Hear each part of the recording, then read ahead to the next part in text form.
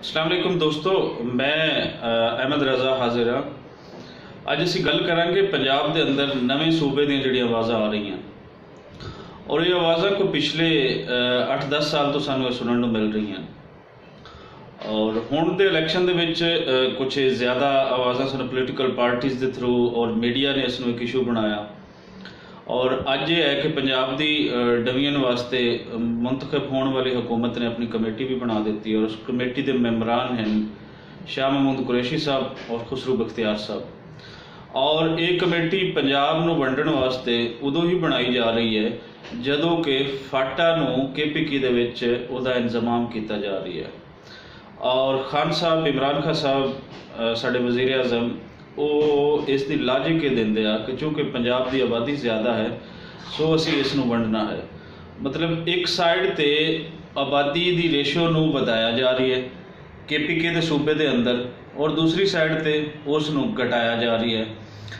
लाहे अमल तय नहीं हो रही, कोई चीज़ां वो नहीं हैं और ये लगता है कि ख्वाहिश जिहड़ी है कुछ लोगों की उस पर अमल करना चाहते हैं। मिसाल के तौर पर अगर पंजाब की डिवीजन कर दी जाती है और जनूबी पंजाब का सूबा बना दिता जाता है, तीन डिवीजन का जोड़ा सूबा है तो वही आबादी है कोई 3-3.25 करोड़ तो बाकी 8 करोड़ तो पंजाब की आबादी फिर भी इसकी रह जाएगी।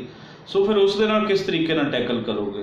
और असी इस ते अज वीडियो देने का मकसद ये बिल्कुल ये नहीं है कि ये पिछे कोई होर कोई थ्योरी होवे, कोई कुछ होर होवे।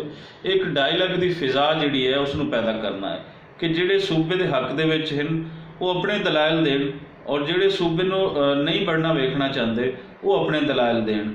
सो ये विच कोई गालम गलोच इस तरह की चीज़ां उहदे तो परहेज़ किया जाए, इसनूं पढ़े लिखे और दानिशमंदाना तरीके दे नाल अगे लैके चलिया जाए। सो आओ ये कुछ जिहड़े पॉइंट्स हैं असीं उन्हां ते गल करते हैं। ये वो है जी अज दी मैं पोस्ट लाने लगा सोशल मीडिया ते। कुछ लोग चूँकि पंजाबी नहीं पढ़ सकते और मैं सोचा कि उहदे तुहानूं वीडियो राहीं असीं सुना देने ताकि तुसीं सुन पाओ। पहला पॉइंट ये है, जे नवे सूबे मसले का हल ने तो पंजाब दे ही टुकड़े क्यों होवन।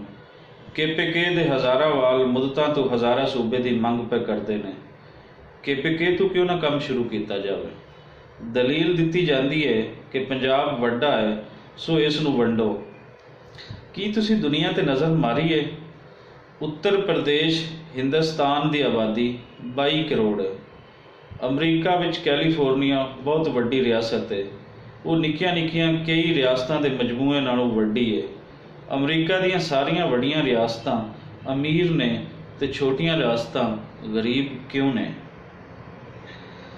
जे पंजाब विच नवे सूबे की बुनियाद इंतजामी है तो एक कसोटी KPK सिंध ते बलोचिस्तान ते लागू क्यों नहीं की जाती।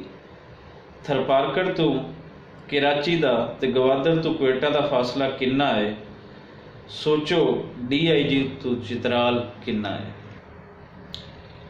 पंजाब के वड्डे होने के बावजूद इत्थे बाकी छोटे सूबे नालों बेहतर इंतजाम क्यों है। भावें माली मामले होण या अमन अमान दे, इस दे तारीखी सबब की ने कदी सोचो। जे पंजाब विच नवे सूबे की बुनियाद जबान है तो KPK ते सिंध के सरैकी बोलने वाले इलाके इस विच शामिल क्यों नहीं किए जाते। जे पंजाब विच नवा सूबा बनाया गया जिसकी कोई अवामी मंग मौजूद नहीं, इलैक्शन के नतीजे वेख सकते हो, तो कि सिंध विच कराची सूबा, थरपारकर, बलोचिस्तान विच पश्तून सूबे ते हज़ारा सूबे लई तैयार हो। नतीजे खतरनाक हो सकते हैं जो फैडरेशन नूं भी हिला सकते हैं। की सूबे की वडियाई मसला है या इंतजामी ते रियासती इदारियां दी नाअहली।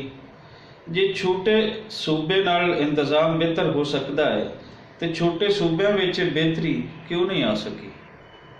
की मकामी हुकूमतां दी मजबूती मसला हल नहीं कर सकती जे उन्हां कोल माली ते इंतजामी इख्तियार होवे। जे नवे सूबे लाजमी ने तो पार्लीमेंट खुद मुख्तार कौमी कमीशन बना देवे जिस विच अवामी नुमाइंदे, इंतजामी अफसर, तारीखदान, जोग्राफिया दान ते सकाफती नुमाइंदे शामिल होवन। ਕੌਮੀ ਏਕੇ ਨਾਲ ਫਾਰਮੂਲਾ ਬਣਾਇਆ ਜਾਵੇ ਜੋ ਪੂਰੇ ਪਾਕਿਸਤਾਨ ਉੱਤੇ ਲਾਗੂ ਹੋਵੇ ਤੇ ਸੂਬਿਆਂ ਦੀ ਮੰਗ ਨੂੰ ਪੂਰਾ ਕਰੇ। ਪਾਕਿਸਤਾਨ ਬਣਾਉਣ ਵਾਲੀਆਂ ਤਾਰੀਖੀ ਇਕਾਈਆਂ ਨੂੰ ਗੈਰ ਜ਼ਰੂਰੀ ਤੌਰ ਤੇ ਛੇੜਨ ਤੇ ਦਬਾਉਣ ਨਾਲ ਅਸੀਂ ਆਪਣੀ ਸਭ ਤੋਂ ਵੱਡੀ ਇਕਾਈ ਬੰਗਾਲ ਅਜੋਕਾ ਬੰਗਲਾਦੇਸ਼ ਗਵਾ ਬੈਠੇ ਹਾਂ। ਦੋਸਤੋ, ਇਹ ਸਨ ਕੁਛ ਬੁਨਿਆਦੀ ਪੁਆਇੰਟਸ ਔਰ ਇਹਦੇ ਤੇ ਕੋਈ ਦਰਜਨਾਂ ਪੁਆਇੰਟਸ ਹਨ ਜਿਨ੍ਹਾਂ ਤੇ ਡਿਸਕਸ਼ਨ ਹੋ ਸਕਦੀ ਹੈ।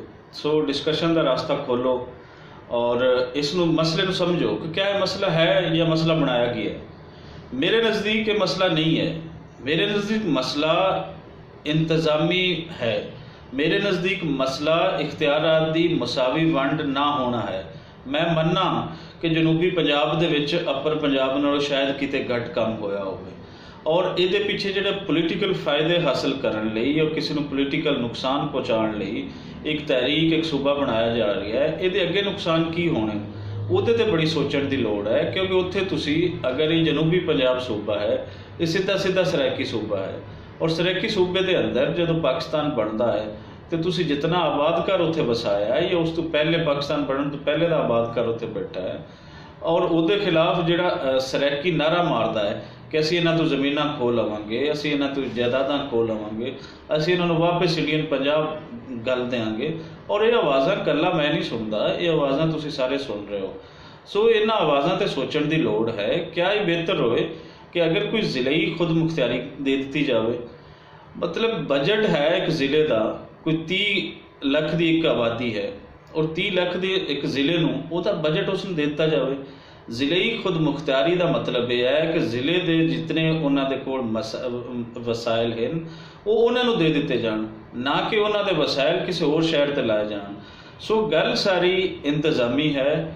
ਇਹਦੇ ਵਿੱਚ ਪਿੱਛੇ ਜਦੋਂ ਤੱਕ ਅਸੀਂ ਇੰਤਜ਼ਾਮੀ ਮਾਮਲਾਤ ਨੂੰ ਸੈੱਟ ਨਹੀਂ ਕਰਾਂਗੇ, ਅਸੀਂ 20 ਸੂਬੇ ਪੰਜਾਬ ਦੇ ਅੰਦਰ ਬਣਾ ਲਈਏ, ਅਸੀਂ 40 ਸੂਬਾ ਬਲੋਚਿਸਤਾਨ ਦੇ ਅੰਦਰ ਬਣਾ ਲਈਏ, ਇਹ ਮਾਮਲੇ ਇੰਜ ਰਹਿਣੇ। ਇਹ ਸਾਡੀ ਸਟੈਬਲਿਸ਼ਮੈਂਟ ਨੂੰ ਵੀ ਸੋਚਣਾ ਪੈਣਾ ਹੈ, ਇਹ ਸਾਡੀ ਸਿਆਸੀ ਪਾਰਟੀਆਂ ਨੂੰ ਵੀ ਸੋਚਣਾ ਪੈਣਾ ਹੈ। ਸੋ ਆਰਗੂਮੈਂਟ ਦੇ ਰਸਤੇ ਖੁੱਲ੍ਹੇ ਹਨ, ਆਓ ਅਸੀਂ ਇਹਦੇ ਤੇ ਗੱਲ ਕਰਨੇ ਆ। ਅਗਰ ਕੋਈ ਇਸ ਦੇ ਮੁਖਾਲਿਫ ਧੜਾ ਹੈ, ਇਹਦੇ ਤੇ ਗੱਲ ਕਰਨਾ ਚਾਹੁੰਦਾ ਹੈ ਤਾਂ ਵੈਲਕਮ, ਅਸੀਂ ਉਹਨਾਂ ਨੂੰ ਵੈਲਕਮ ਕਰਨੇ, ਆਓ ਗੱਲ ਹੋ ਸਕਦੀ ਹੈ।